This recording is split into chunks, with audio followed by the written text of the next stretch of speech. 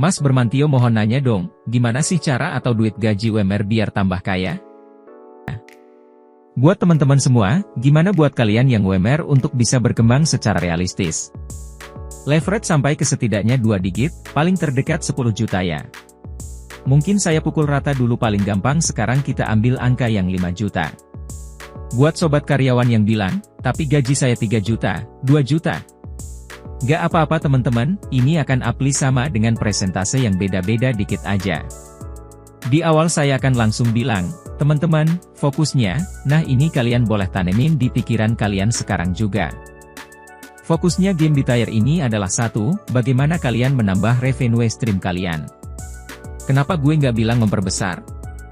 Karena kalau gaji kita UMR, biasanya kita baru masuk kerja, mungkin kita fresh grade, mungkin kita susah dapat kerja dan akhirnya dapat, kita gak punya opsi atau leverage. Maka yang paling make sense dari realistis adalah memperbanyak dulu stream of income dengan side hustle. Side hustle itu dari mana terserah. Kalian bisa dagang, kalian bisa bikin konten, freelance, anything yang masih dalam capability kalian. Jadi gamenya adalah bagaimana menambah revenue stream kalian, tadi yang 5 juta dari satu sumber. Tambah at least 1-2 juta dari sumber lain, dan tambah lagi 1-3 juta dari sumber lainnya sampai totalnya kalian bisa naikin itu ke 8 juta sampai 10 juta. Itu yang pertama. Tambahin earning power sekalian.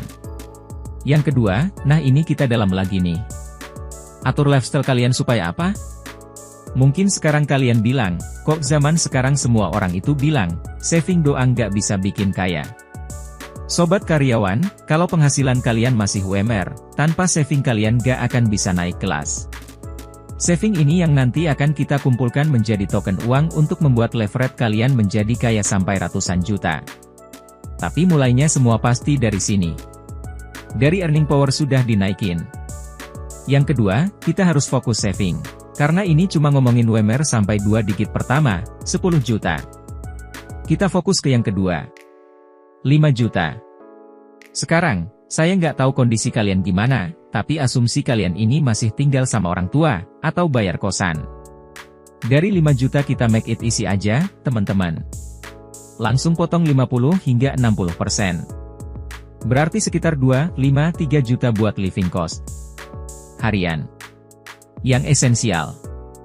Mungkin ini buat makan, transportasi, pulsa, dan lain-lain, esensial for living, 50 hingga 60%, berarti sekitar 2,5-3 juta. Kita punya 40 hingga 50% lagi. Nah, dari 5 juta ini, 10% yang sangat penting adalah uang darurat. Yang terpenting di sini apa? Bangun habit saving dan investment kalian. Habit dulu, gitu ya. Start dari 20%, itu udah very good. Nah sisanya buat apa? Sisanya mungkin kalau ada lagi 10% saving darurat. Kalau kalian mau tambah kaya, sisanya harus paling gede masuk ke saving sama investasi dulu. Dengan adanya tadi kalian punya proteksi, itu udah memprotek hidup kalian dari kejadian yang tidak masuk akal, yang kalian gak pernah duga-duga. Artinya apa? Pemasukan lebih besar dari pengeluaran.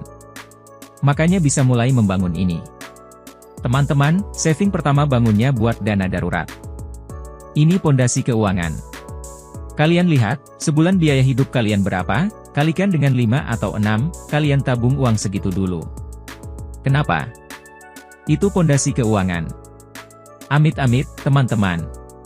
Zaman sekarang banyak layoff, banyak PHK, bisnis bisa bangkrut kapan aja. Kalau sampai itu terjadi, kalian masih punya dana darurat untuk hidup 5-6 bulan sampai mendapatkan income berikutnya. Jadi yang pertama paling penting cari side hustle, tambahin earnings kalian dari 5 ke 6 ke 7 ke 8 ke 9 ke 10. Jadi kalian akan punya ruang lebih besar jika, yang kedua apa tadi? Fokusnya saving dan bangun habit investasi. Jadi, apa yang saya share hari ini, boleh jadi berkat dan kalian bisa langsung praktekin di dalam kehidupan kalian. See you next video Sobat Karyawan. Jangan lupa subscribe, like dan share, komen.